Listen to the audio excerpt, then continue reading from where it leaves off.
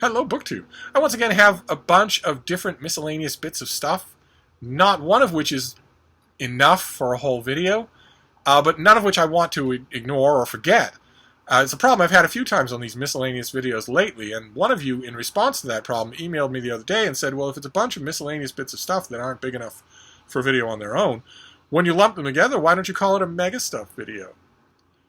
And I responded by saying, zip it. And then, after long thought, I came up with a great name for these portmanteau videos, and that is a Megastuff video. So this is your Megastuff video for Thursday. And we have a few things to go through, including some mail. But first, a wee bit of an anecdote, a tiny change in the topography, so to speak, of Hyde Cottage. I was taking Frida for a walk the other day. We just got out the front door and met the mailman. Now, that's not a big deal at Hyde Cottage, even in these mail-deprived days. The mailman is a regular visitor here. But gone was my slope-shouldered, thousand-mile-stare, beaten-down civil servant. Instead, the mailman who rounded the corner of the front hedges was nothing less than a super hottie. Tall, broad-shouldered, gigantic chest, floppy brown curly hair, beautiful, piercing blue eyes.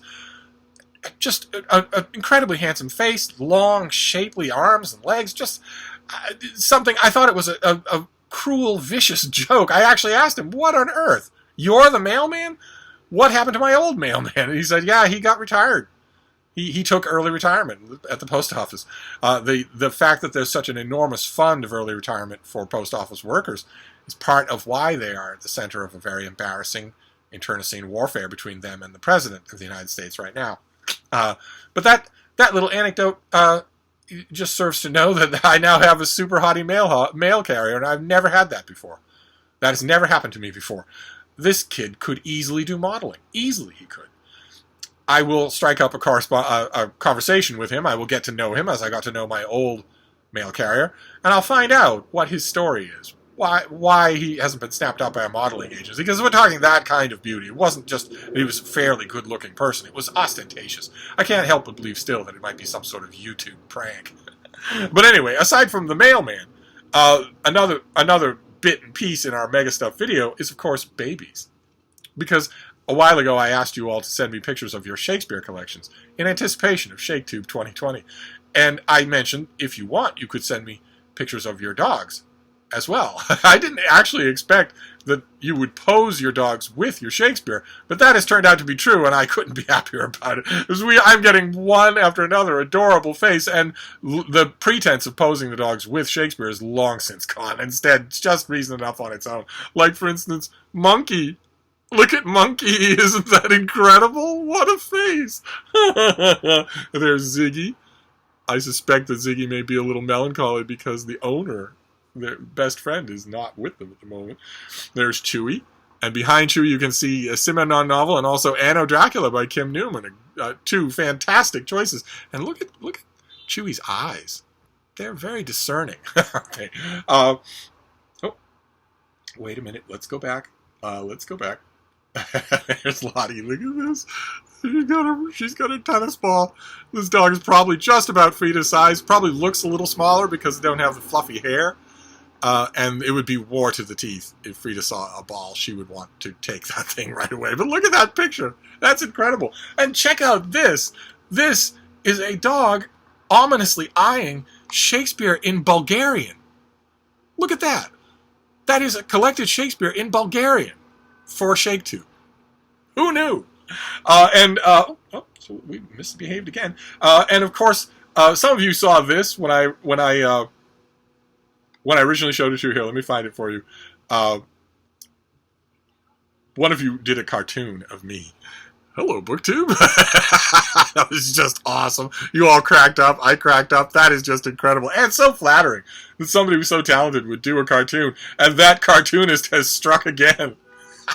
The title of this video was one of these tribbles, or the title of this email was one of these tribbles is not like the other. Eyes on the prize, and look at the tribbles. One of the tribbles is not like the others. One of these tribbles is not like the other. That is just so incredible. Of course, even this admittedly wonderful bumper crop of baby pictures, had the occasional doubt. This sender, for instance, said that this is a picture of her collected Shakespeare and her long-haired border collie. And I'm not 100% sure that that's true. I think some of you may be trying to pull the wool over my eyes in order to get your babies in the cavalcade. I'm not 100% sure that is a long-haired border collie. I'm not. I'll have to double check, maybe a Google image search. But anyway, that is your baby parade for today. We have not only all these adorable dogs, but also eyes on the prize. How amazing! And then we've got some mail, starting with a letter that I think I know what is in here. And if so, it's definitely worthy of a Megastuff video. Let us see. I think I know what this is. Just from the return address. And if so, it's going to be a joyous day. Oh, it is. Oh, it is. Okay. I have mentioned a couple of times in these Megastuff videos that I am doing a podcast for the Cedarburg Public Library on the shores of Lake Michigan. We are doing a podcast every day. It's the Steve Donoghue Show. It's every weekday, Monday through Friday, to take the weekends off. And it's delightful fun. I wasn't sure at first that I could take on another obligation, especially a daily one, but I'm having a blast. And one of the things that I wanted for that podcast, I don't make many demands, but one of the things I wanted was, would it be possible for my contact at the library to get me a library card? The Cedarburg Public Library. And now I have one. I am now a patron of the Cedarburg Public Library. I did the same thing. I write an occasional column for the Wethersfield Proctor Library up in Vermont from Mark Richardson, who's the library director up there. And one of the things I asked is, could I have a Wethersfield Proctor library card? Now I have that one I could use. This one I don't think I can ever use. But there you go. I have a Cedarburg Public Library card. And I will leave in my information, the information down below, I will leave a link to that podcast because we're going to be racking up a different episode every day. And they're not long. My producer tells me that the podcast listening world is split between people who like a podcast to just go on for 4 hours of rambling talk and people who do want shorter, compact things to listen to. They don't want their whole yoga session to be filled with one person yakking. Apparently, at first I thought I was letting Side down because these podcasts have not been long. But he says that happens. That's fantastic. All right, I have a library card. I am now a Cedarburg Public Library patron. Fantastic. That'll go in the billfold. And then we have the TLS, the London Times Literary Supplement, the greatest literary journal in the English-speaking world. And it will have all sorts of things in it that I will want to read, and reviews of books that I have either read or plan to read or have even maybe read and reviewed. But I always go straight to the letters page to see who has picked up on what problems from earlier. And in this particular case, the back of the TLS has the NB column by JC. And in a recent NB column, JC bemoans the fact that the McDowell writing colony removed the word colony from their name for virtue-signaling brain-dead PC reasons. And JC lamented just that trend in general in our society in 2020. And I agreed completely. It was a boneheaded move. And a writer wrote in. Someone wrote in and named Robert Ellis wrote in and complained that JC is just a crank, repetitive, insensitive. If you push those kinds of adjectives at all, you will soon get to fascist, Nazi, that sort of thing, wrong side of history, ash heap of history, that sort of thing. Because we don't do measured discourse anymore in 2020. If someone disagrees with you, then they're a Nazi and you must wipe out their entire nation of origin. Not just them, not just their family, but everyone who's anywhere near them. And I was enheartened to see in the letters page this time around that writers wrote in to defend JC in what was, in this case, just a clear call, an easily defensible position. One writes in, no less than Edward Lutwak, who's going to be well known to some of you, writes in from Chevy Chase, Maryland. Yay! Robert Ellis writes, quote, JC's unreflexive attack on any cultural attitude that happens to be different from his own seems to be becoming increasingly crass, close quote. Not unreflective, but the opposite.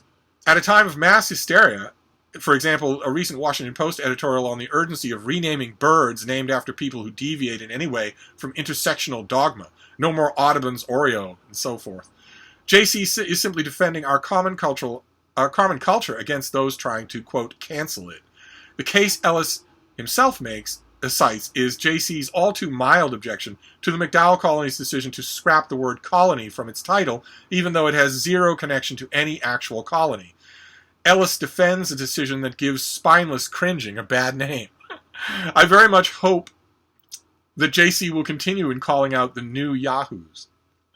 And Edward Lutwack was not alone. Someone else writes in, Robert Ellis complains that JC quotes his incomprehensible specimens, quote, out of context.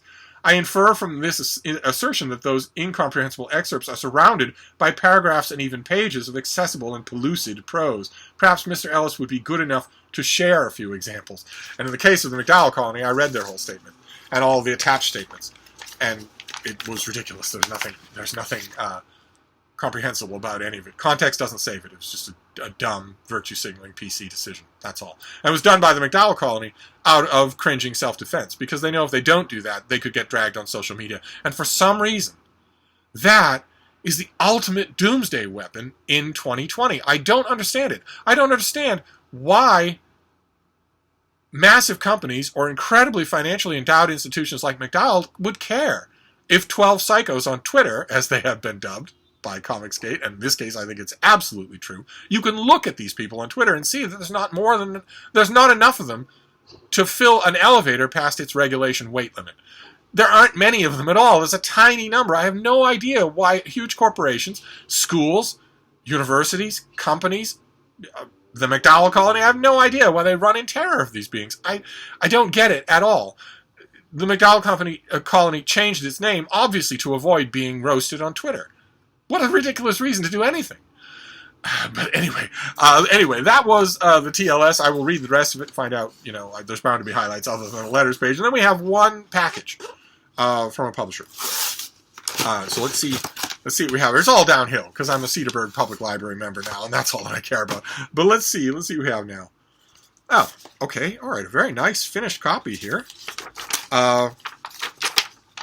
This is an other press paperback due in early September. It's going to be $16. Very nice. Look. This is Marlene by Philippe Dijan. And this is translated by Mark Polizzotti,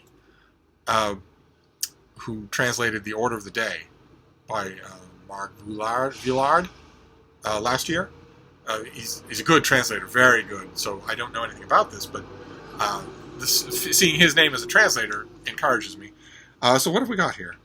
The lives of two veterans are thrown into disarray in this book by acclaimed author Philippe Dijan. In this tense, electrifying work, the internationally best-selling author of Elle examines the oft-ignored experiences of veterans, traumatized and forever altered, who must nonetheless adjust to everyday life in a society that all too often veers between reverence, ignorance, or hostility toward them. This is a timely examination of the psychological repercussions of war in the 21st century. Okay, fantastic. Though they served in war zones together in Iraq, Afghanistan, and Yemen, Richard and Dan deal with their mutual trauma in very different ways. Richard, quick to anger at the world's unfairness, embraces a life of crime and has no qualms about hiding his affairs and exorbitant spending from his wife, or refusing to help with their troubled daughter.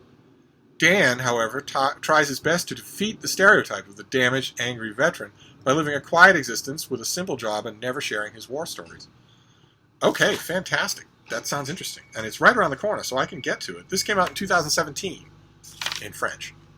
And he's here now in an English translation from the Other Press. Fantastic. Okay.